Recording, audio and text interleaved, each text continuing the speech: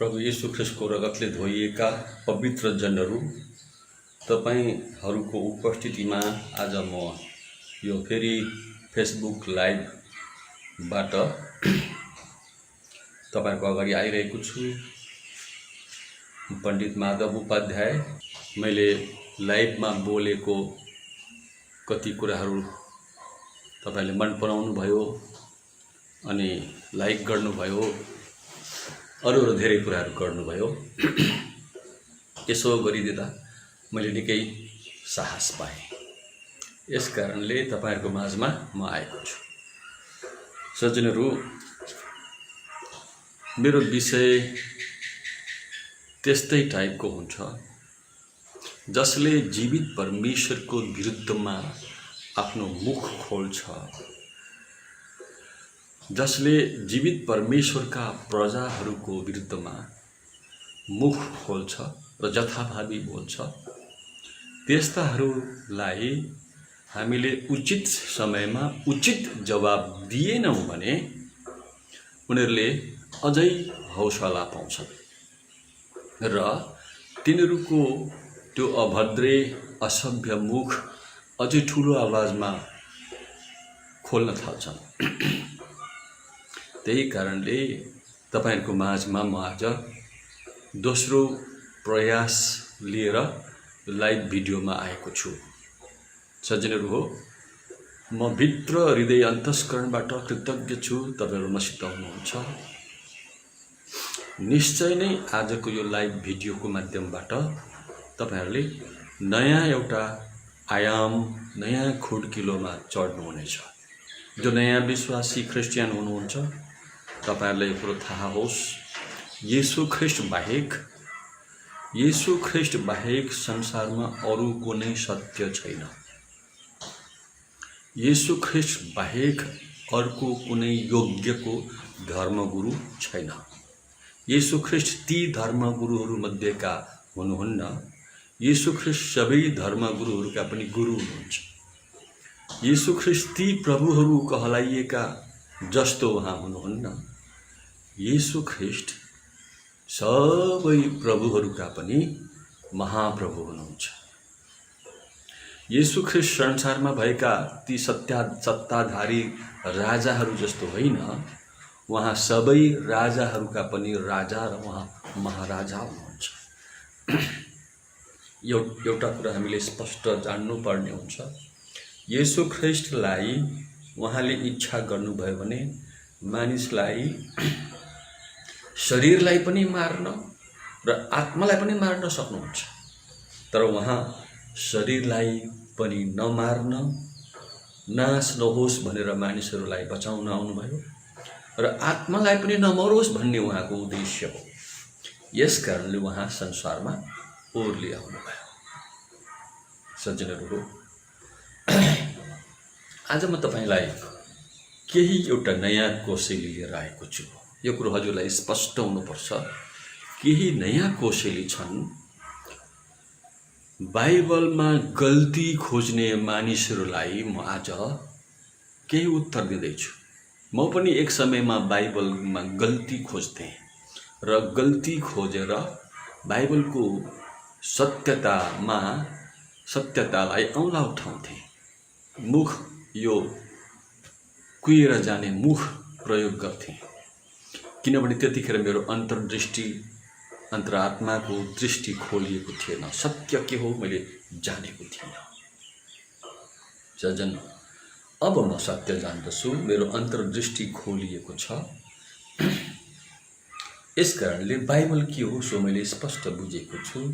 बाइबलमा उल्लेख गरिएका उद्धारकर्ता, संसारका परमेश्वरको मेमना येशू ख्रिस्ट को हुनुहुन्छ भन्ने कुरा मलाई स्पष्ट भएको छ। उहाँ तपाईको मेरो उद्धारकर्ता, संसारका सारा मानिस जातिको पाप उठाइलानु हुने परमेश्वरका थोमा हुनुहुन्छ। यस कारणले बाइबलमा गल्ती खोज्ने मानिसहरू मैले भेटेँ। धेरै मान्छेहरू छन्। त्यस मध्येमा बजारमा, यो नेटको बजारमा निकै प्रसिद्ध हुन खोज्ने एउटा मेरो आफ्नै भाइ भए तापनि मूर्ख भन्न मलाई अप्ठ्यारो लाग्दैन। मूर्खताको चरम सीमा नागेको मान्छे अभिषेक जोशी छ। यसले बाइबलमा गल्ती खोजिरहेको छ, येशूको बाहु देखाउन कोसिस गर्छ। येशू ख्रीष्ट सारा संसारको उद्धारकर्ता, जो ब्रह्माण्डको सृजनहार, पालनहार, तारणहार हुनुहुन्छ, उहाँको उद्धारकर्ता, यस्तो उद्धारकर्ता येशू ख्रीष्टलाई, येशू ख्रीष्टको बाहु मैले भेटेँ, येशू ख्रीष्टको बाहुको नाउँ यो हो त्यो हो भनेर बजारमा चर्चित हुन चाहन्छ। अनि यस्तालाई धर्मशास्त्रले मूर्ख भन्छ। वैदिक ग्रन्थहरूलाई नै उसले गल्ती ठहराइरहेको छ। आफै ऊ हिन्दू धर्मको ठेकेदार हुँ, धर्म जोगाउनको लागि अगाडि बढेको छ, हिन्दू धर्मको ठेकेदार भएको छ, तर आफ्नै धर्म वैदिक ग्रन्थ वेदले चिनाएको येशू ख्रीष्टलाई उसले तिरस्कार गरिरहेको छ। अनि आफ्नै वैदिक ग्रन्थलाई उसले झुठो साबित गरिरहेको छ। उसकै मुखले, उसकै व्यवहारले, उसमा भएको त्यो अल्प ज्ञानले गर्दाखेरि ऊ मानिसहरूको अगाडि मूर्ख ठहरिएको छ। येशूको बाउ खोज्न, येशूको बाउको नाउँ लिँदै थियो, यस्तो नाउँ रहेछ उसको, त्यस्तो नाउँ रहेछ। ऊ चाहिँ संसारका सबै मानिसहरूले मानेको पवित्र शास्त्र बाइबलदेखि पनि माथि, अनि वैदिक ग्रन्थले पनि मानिलिएको धर्मशास्त्रहरूभन्दा पनि माथि चढेर डुक्राइरहेको छ, भुकिरहेको छ। त्यहाँभन्दा उसलाई के भन्नु मैले, भारतीय संविधानको निर्माता डाक्टर अम्बेडकरलाई उसले तुलना गर्छ। उसलाई पनि अम्बेडकर हिन्दी लेख्न जान्दैनथ्यो, इङ्ग्लिस मात्रै जानेको कारणले। अरे भारतीय संविधान हिन्दीमा छ। ए अभिषेक जोशी मूर्ख भाइ, हिन्दीमा छ। अनि यो हिन्दीमा लेखिएको भारतीय संविधान डाक्टर अम्बेडकरले नै लेख्नु भएको हो। बुझ्यौ? यस्तो मूर्खताको चरम सीमा नागेर संसारमा प्रसिद्ध हुन खोज्ने मान्छे तिमी कस्तो खालको हृदय तिम्रो, कस्तो समझ नभएको तिमी। पशुभन्दा पनि पशुमा धेरै समझ छ। तर तिमीलाई मैले कुन ठाउँमा, कुन क्याटेगोरीमा राख्नुपर्ने हो, मलाई तिमीलाई कुन चाहिँ स्ट्यान्डर्डमा, कुन चाहिँ तहमा, कुन चाहिँ क्याटेगोरीमा राख्नुपर्ने हो मैले तिमीलाई भेटिनँ। त्यसरी खोज्दाखेरि त्यसले गर्दा तिमी एउटा कुनै क्याटेगोरी रहितको मान्छेमा भेटिरहेको छु। भारतीय संविधान लेख्ने, जुन संविधानलाई संसारका प्रसिद्ध मानिसहरूले नतमस्तक गर्न झुक्छन्, यस्तो महान विश्व प्रख्यात विद्वान मानिसहरू जतिखेर चाहिँ ठुला मै हुँ भन्ने पण्डित, पुरोहित, धर्मशास्त्रका ज्ञाताहरू थिए, तिनीहरूले भारतीय संविधान लेख्न ढङ्गै पुर्याएनन्, सकेनन्, जानेनन्। तर डाक्टर अम्बेडकर जस्तो व्यक्तिले भारतीय संविधान लेखे। यस्तो व्यक्तिलाई तिमी नाना प्रकारका कुराहरू गर्दैथ्यौ। तिनी हिन्दी लेख्न जान्दैन थिए, तेरो ढङ्ग थिएन। यानि कि तिमी अम्बेडकर जस्तो विश्व प्रख्यात, सुप्रख्यात मानिसलाई पनि, उसको विरुद्धमा पनि बोल्न तिमीले मुख खोल्दैछौ। हे तिम्रो असभ्य मुख, बन्द गर न त्यो मुख, कुहिएर जाने मुखलाई बन्द गरिदेऊ त। अझै छन् भाइ, तपाईहरू कतिजना जोडिँदै हुनुहुन्छ मसित, धेरै राम्रो कुरा छ। तपाईहरू जोडिए पनि नजोडिए पनि मैले दिनुपर्ने सन्देश मसित छ। संसारका सबै क्रिस्चियनहरूलाई म ओपन च्यालेन्ज गर्छु भनेर भन्थ्यो अभिषेक जोशीले। संसारका सबै क्रिस्चियनलाई म ओपन च्यालेन्ज गर्छु। यदि इङ्ग्लिस म जान्ने भएको भएदेखि संसारका सबै क्रिस्चियनहरूलाई म च्यालेन्ज गर्न सक्थेँ। तर के गर्नु, इङ्ग्लिस जान्दिनँ र पो त। अविद्या तिमी मूर्ख, के भन्नु। इङ्ग्लिस नजान्ने मानिसलाई आजको युगमा मूर्ख भन्छ। अनि तिमी सानो कुरा अलिकति कताबाट कसले भनेको कुराहरू सङ्कलन गरेर सिकेर आएर संसारमा प्रख्यात हुन चाहन्छौ। संसारका सारा क्रिस्चियनलाई दोष लगाउन चाहने तिम्रो हृदय तिम्रो खानदानी रोग हो यो। तिम्रो खानदानी रोग हो यो। अनि यस्तो खानदानी रोग लिएर तिमी कतिन्जेल जिउँछौ।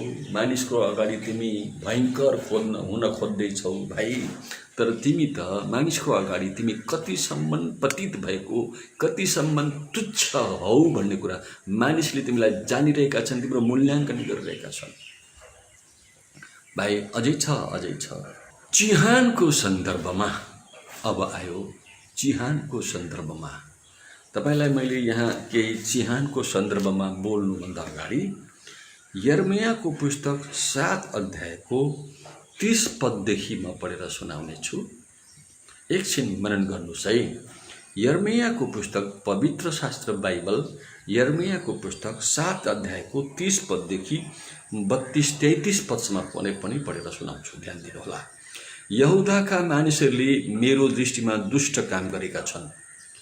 यहाँ यहुदाको कुराहरू गरिएको छ, तर अहिले म भन्छु संसारका मानिसहरूले दुष्ट काम गरेका छन् परमेश्वरको दृष्टिमा। परमप्रभु भन्नुहुन्छ, तिनीहरूले मेरो नाउँले कहलाइएको भवन बिटुलो पारी घिनलाग्दा देवताहरू त्यसमा खडा गरेका छन्। मानिसको हृदयमा यो भवन भन्ने शब्दलाई चाहिँ त्यतिखेरको समयमा जुन शब्द लगाइन्थ्यो, अहिले चाहिँ पवित्र आत्माको भवन जो मानिसको हृदय हो, यो मन्दिर हो, यसलाई मानिसले बिटुलो पारेका छन्। यहाँ अइसाईले मात्र होइन, इसाई क्रिस्चियनहरूले पनि आफ्नो हृदयलाई बिटुलो पारेका छन्। लेखिएको छ, बिटुलो पारी घिनलाग्दा देवताहरू त्यसमा खडा गरेका छन्।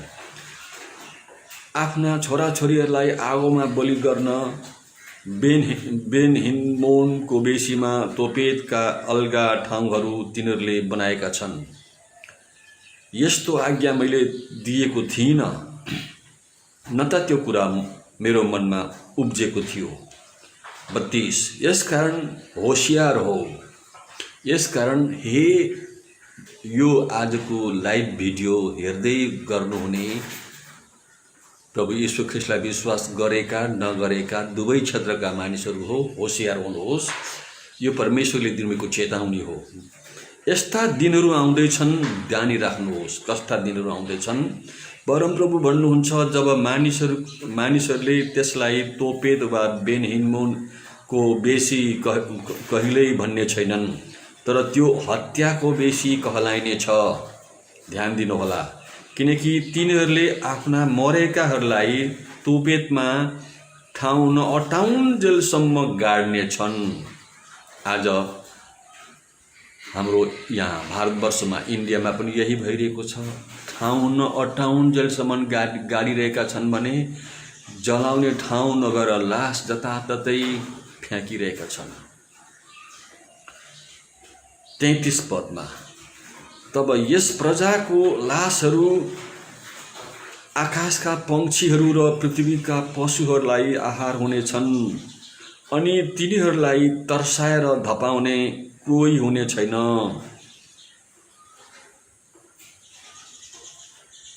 म यहुदाका सहरहरू र यरुसलेमका गल्लीहरूबाट हर्ष र आनन्दको आवाज, दुलहा र दुलहीको स्वर खत्तम गरिदिनेछु, किनकि देश उजाड हुनेछ। यस्तो भइरहेको छ। तर यहाँ एउटा कुरा म तपाईलाई भन्दछु। आजको वचन, आजको यो लाइभ भिडियोमा जोडिनु भएका, सुन्दै गर्नुहुने, सुन्नेवाला जो हुनुहुन्छ, आउँदो समयमा सुन्नुहुनेछ, तपाईको लागि म भन्दैछु, यीशु ख्रीष्टलाई विश्वास नगर्नेहरू, जसको निम्ति यस धरतीमा मरेपछि राख्ने ठाउँ छैन, तिनीहरू किन ठुल्ठुलो कुरा गर्नुहुन्छ? तपाईलाई त लगेर जलाइन्छ, जलाइन्छ अनि खरानी तुल्याइन्छ, भएको अलिअलि रहेको शेषांशहरू पनि नदीमा बगाइन्छ। यस्तो परिस्थिति छ। तपाईलाई यहाँ एउटा कुरा याद स्पष्ट हुनुपर्छ।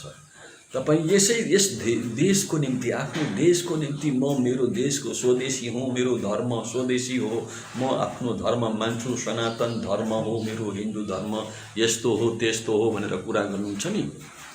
तपाईँ न त यस ठाउँमा बाँचुन्जेली पनि सायद तपाईको त्यो परदेशी जीवन, दक्षिणमुखी सरकारको आडमा रहनुहुन्छ। इन्डियाले जुन धर्म मान्छ त्यही धर्म सिक्नुहुन्छ। इन्डियाले जुन ईश्वरहरू चिनाउँछ त्यही ईश्वरलाई चिन्न प्रयत्न गर्दै हुनुहुन्छ, पाउनु भएको छैन। अनि अर्को कुरा तपाईलाई स्पष्ट होस्, तपाईँ धर्म जोगाउनको लागि, ईश्वर जोगाउनको लागि, भगवान जोगाउनको लागि कम्बर कस्नु भएको छ। तर तपाईको मृत्युपछि तपाईलाई यस धरतीमा बस्ने, यस धरतीमा कतै ठाउँ छैन। यस धरतीले तपाईलाई कतै ठाउँ दिएको छैन बस्ने। तपाईँ न बाँचुन्जेली त ठिकै छ, दक्षिणमुखी सरकारसँग बस्नुहुन्छ, सबै एउटा सियोधरी तपाईँ बनाउन सक्नु भएको छैन। अर्काले दिएको धर्मशास्त्र, अर्काले लेखेको धर्मशास्त्र तपाईँ आफ्नो बनाउनु भएको छ। तर मृत्युपछि तपाईलाई यस धरतीले बस्ने ठाउँ दिएको छैन। तपाईकै धर्मशास्त्रले तपाईलाई रहने ठाउँ दिएको छैन। तपाईलाई लगेर जलाइन्छ, खरानी तुल्याइन्छ अनि तपाईको शेषांश नदीमा बगाइन्छ। तर यो कुरो जानिराख्नुहोस्, क्रिस्चियन यस देशका, आफ्नो देशका नागरिकहरू हुन्। तिनीहरूलाई यस्तो हक छ, बाँचुन्जेली पनि आफ्नो देशको सेवा गर्ने हक छ। मृत्युपछि जुन देशमा जन्मे त्यही देशमा त्यहाँ गाडिन्छ। बाँचुन्जेली मात्रै देशको हक अधिकार होइन, मृत्युपछिको पनि त्यही देशको हक र अधिकार, त्यही चिहानमा, त्यही देशको स्वदेशमा, आफ्नै देशमा लगेर उसलाई गाडिन्छ। आफ्नै ठाउँमा, आफ्नै बारीमा, आफ्नै तोकिएको ठाउँमा लगेर गाडिन्छ। विचार गर्नुहोस् त, क्रिस्चियनको कति ठुलो देशको हक र देशमा हक रहेछ। बाँचुन्जेली मृत्युपछि पनि त्यो चिहान आफ्नै भूमिमा, आफ्नो जन्मभूमिमा गाड्ने हक छ, रहने हक छ। क्रिस्चियनलाई आफ्नो लास आफ्नै भूमिमा गाड्ने हक छ। जसलाई आफ्नो मरेको शरीर पनि राख्ने अधिकार छैन, ठाउँ छैन, तिनीहरू किन यति ठुल्ठुलो कुरा गर्नुहुन्छ हजुरहरू? यस्तो मूर्खतापूर्ण 21औं शताब्दीमा यस्तो मूर्खतापूर्ण कुरा गरेर तपाईले आफूलाई यति हल्का किन गर्दै हुनुहुन्छ? यो दुःखद कुरा होइन र? यो लाजमर्दो कुरा होइन र? यसले गर्दाखेरि सज्जनहरू, आफ्नै विरुद्धमा कुरा गर्नुहुन्छ, तपाईको छिमेकीको विरुद्धमा कुरा गर्नुहुन्छ, तपाईको आफ्नो मान्छेको विरुद्धमा कुरा गर्नुहुन्छ, तपाईको परदेशीको विरुद्धमा कुरा गर्नुहुन्छ, अनेक थोक बोल्नुहोस् न, तपाईको मुखलाई कसले सुन्ने? तर तपाईँ आफ्नै सृष्टिकर्ता परमेश्वरको विरुद्धमा बोल्दा के तपाईँ अलिकति पनि सोच्न सक्नुहुन्न? तपाईमा सोच्न सक्ने शक्ति अब हरायो, विलय भएर गयो। सज्जनहरू, विनम्र अनुरोध गर्दछु म पण्डित माधव उपाध्याय, यस्तो कमजोरीपन नदेखाउनुहोस्। यति कमजोरीपन, तपाईँ यस्तो कमजोर पात्र हुनुहुन्छ भनेर तपाईले आफैलाई प्रमाणित गर्दै हुनुहुन्छ। तपाईको शास्त्रले, जसलाई तपाईँ आधार मान्नुहुन्छ र ठुला कुरा गर्नुहुन्छ, तपाईको शास्त्रले तपाईको जन्मभूमिमा बस्ने, जिउने, मृत्युपछिको पनि अधिकार दिएको छैन। अनि जसलाई तपाईँ हाम्रो शास्त्र र हाम्रो ईश्वर भन्नुहुन्छ, ती पराया हुन्, अर्काबाट तपाईले सिकेर ल्याउनुभएका, मागेर ल्याएको चिज हो। मागेको मोही भनेर उखान छ नि, मागेको मोहीले कतिन्जेल थाम्छ। तपाईले एक दिन तपाईको सृष्टिकर्ता परमेश्वर, सर्वशक्तिमान यहोवा परमेश्वर यीशु ख्रीष्टको अगाडि झुक्नै पर्छ। चाहे मृत्युपछि होस्, चाहे नमरिकन होस्, एक दिन यीशु ख्रीष्टको न्याय आसनको अगाडि तपाईँ झुक्नै पर्छ। अब तपाईँ कहाँ जानुहुन्छ? तपाईलाई अन्ततोगत यही फेरि गर्दछु, तपाईँ जुन शास्त्रमा आस्था र विश्वास राख्नुहुन्छ, तपाईको शास्त्रले तपाईको देह मृत्युपछिको देहलाई तपाईको जन्मभूमिमा बसेर राख्ने ठाउँ अधिकार दिएको छैन। हामी क्रिस्चियनहरू परमेश्वरको राज्यमा हाम्रो आत्मा त जान्छै जान्छ। हामीले यो निश्चयता छ, जस्तो येशू ख्रीष्ट हाम्रा प्रभु हुनुहुन्छ हामी त्यस्तै देख्न पाउँछौँ उहाँलाई। जस्तो येशू ख्रीष्ट प्रभु हुनुहुन्छ त्यस्तै हामी पनि अविनाशी शरीर पाउँछौँ, यो हामीलाई निश्चयता छ। त्यति मात्र नभएर यो जुन देशमा हामी जन्म्यौँ यस देशका नागरिक हौँ भन्ने प्रमाण हाम्रो चिहानले पनि दिन्छ। छ त्यस्तो तपाईसित? छैन। बखमफुसे कुरा गरेर आफैलाई यति ठुलो धोका नदिनु होला। कृपया आफ्नो बुद्धिमत्ता कतै कतै छ, यदि तपाईसित केही बुद्धि छ भने प्रकट गर्नु पर्यो। 21औं शताब्दीका मानिसहरू जस्तै भएर देखाउनु पर्यो। त्यो प्राचीन जङ्गली अवस्थाको स्वभाव र व्यवहारलाई, सोचलाई नलिनुहोस्। मेरो विनम्र आग्रह तपाईसित छ। म पण्डित माधव उपाध्याय, म तपाईको पहिला मानिसहरूको आत्माको तरन तारण गर्दै हिँड्थेँ। मृत्युपछिको आफ्नै ठेगाना थिएन। तर आज म मेरो आत्माको, मेरो प्राणको, मेरो शरीरको सम्पूर्ण जिम्मा येशू ख्रीष्टले लिनुभएको छ। मृत्युको शक्ति येशू ख्रीष्टले काट्नु भएको छ। मृत्युको अन्तिम शत्रु मृत्यु थियो, जसले यस संसारमा पनि अनि परमेश्वरको राज्यमा पनि जान दिँदैन थियो, छेकेर रहेको थियो। त्यो मृत्युको शक्तिलाई येशू ख्रीष्टले काटिदिनु भएको छ। अब म मृत्युको शक्तिको त्यसको दासत्व नै त्यसको बसमा छैन। येशू ख्रीष्टले मलाई अविनाशी देहमा रूपान्तरित गर्नुहुनेछ। अनि म जुन देशमा छु त्यही देशमा केवल बाँचुन्जेली मात्र नभएर मेरो लागि 6 फुट जमिन मेरो लागि यही देशमा छ। त्यति ठुलो हक र अधिकार छ। बाँचुन्जेली मात्र होइन, मरेपछि पनि यही देशमा मेरो लास गाडिन्छ। अनि येशू ख्रीष्टको बौरी उठाएको सामर्थ्यमा अविनाशी शरीर पाउने गरी म येशूलाई भेट्न जान्छु। परमेश्वरले आजको यो लाइभ भिडियोको माध्यमबाट सुन्ने श्रोताहरू सबैलाई र साथसाथै यो अभिषेक जोशी र उसलाई पछ्याउनेहरू सबैको लागि भएको होस्। ल, जय मसीह। हजुर आजको यो सन्देशबाट सबैलाई आशिष होस्।